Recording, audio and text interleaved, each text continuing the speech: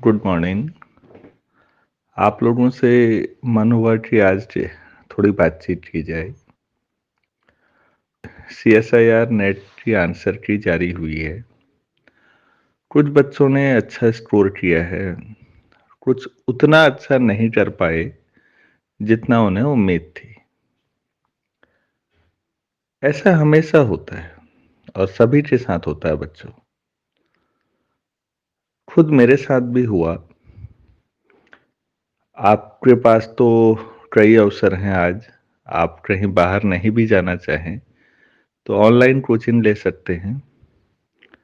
हमारे पास ये सब चीजें नहीं थी तो संघर्ष थोड़ा ज्यादा रहा। 4 बार फेल हो रहा हूं मैं नेट में। 4 बार फेल होने का मतलब 2 साल पूरे। और फिर 5वीं बार में मेरा जेआरएफ हुआ।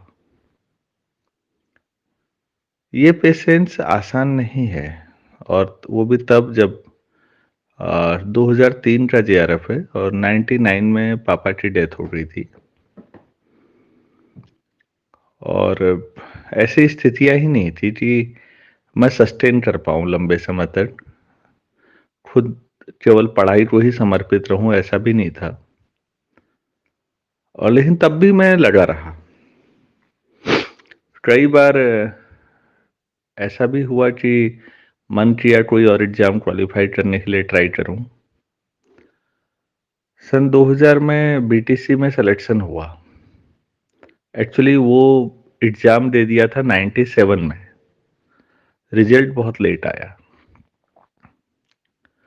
भीमताल डाइट 2 दिन गया भी, फिर छोड़ दिया। इसलिए नहीं छोड़ा कि मैं प्राइमरी टीचिंग को छोटा मानता हूं या कॉलेज में पढ़ाने को बड़ा मानता हूं, ऐसा नहीं है। शिक्षक तो शिक्षक है, वो कहीं पर भी पढ़ाए।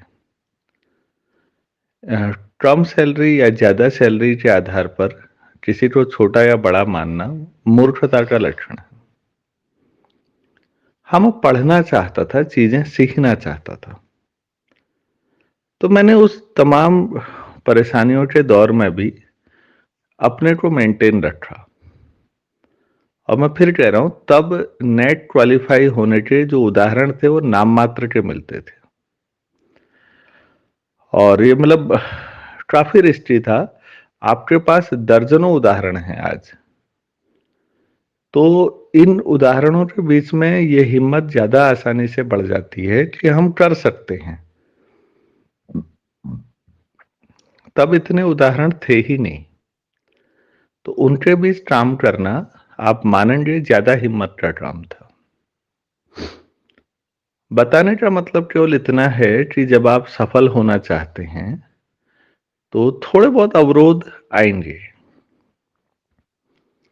हमें लगेगा कि यार हमसे नहीं हो पाया।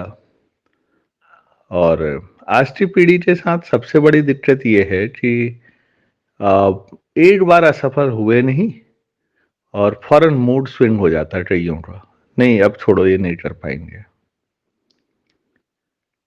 बच्चों, हम जब छोटे बच्चे थे तो हमें महमूद गजनबी के बारे में पढ़ाया गया। गजनबी ने सोमनाथ मंदिर को लूटा था। 16 बार हमला किया।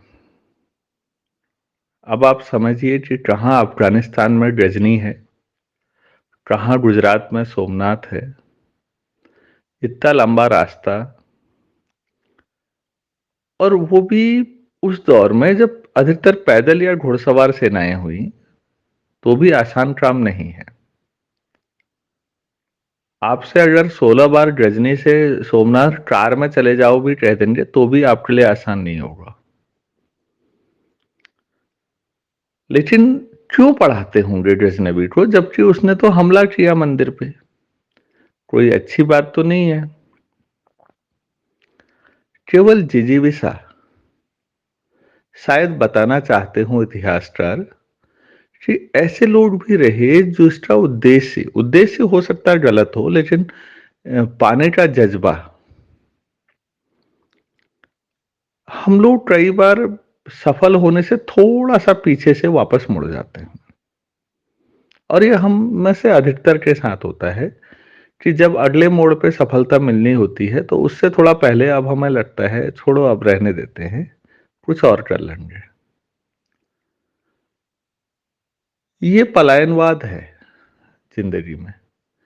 मतलब भागना है समस्याओं से, आप भागना चाहते हैं, आप बहुत जल्दी हार मान रहे हैं।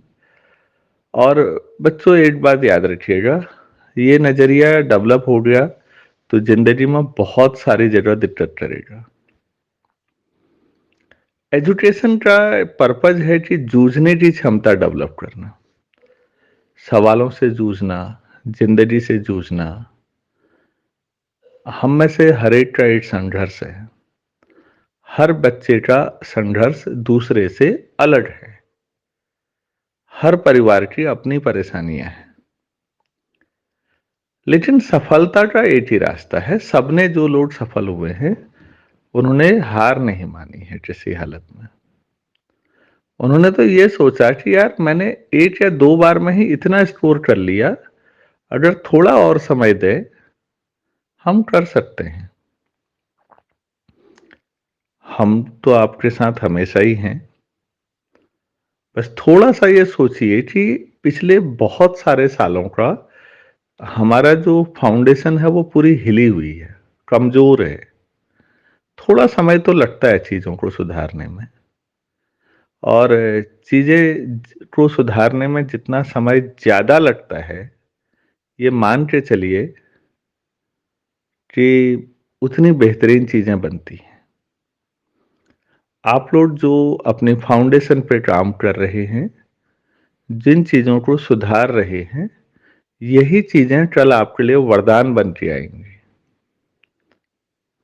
आप खुद किसी भी इंटरव्यू में जब जाएंगे, देखिए जब नेट होगा, जेआरएफ होगा, गेट होगा, जब भी होगा, और जो भी एग्जाम क्वालिफाई करेंगे, तो ऑब्वियस है इंटरव्यू भी देंगे। उस दिन आपको अपनी इस मेहनत का फायदा मिलेगा।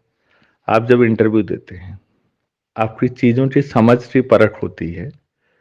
तो अगर आप धीरे धीरे ही सही कुछ चीजों पे मजबूत पकड़ के साथ जा रहे हैं, तो इसका मतलब आप अच्छी इमारत बना रहे हैं। तो इसलिए कहना चाह रहा हूं कि अपने फाउंडेशन पे जिस स्पीड में काम कर रहे हैं, वो करते रहिए। आप कोई भी मकान देखिएगा, फाउंडेशन बनाने में टाइम लगता है। बिल्डिंग ऊपर को खड़ी होने में उतना समय नहीं लगता जितना फाउंडेशन में है। वो जितनी मजबूत हो, तो इसको फाउंडेशन बनाने की प्रोसेस मानिए। इतनी जल्दी निराश नहीं होना है। वो जिंदा इंसान ही क्या जो निराश हो जाए, फिर जिंदा क्यों मानता है अपने आप को। तो उम्मीद है कि हम 2024 में कुछ बेहतर करेंगे। इस उम्मीद के साथ आप प्रयास जारी रखिए और फिर आपसे बातचीत होती रहेगी। धन्यवाद।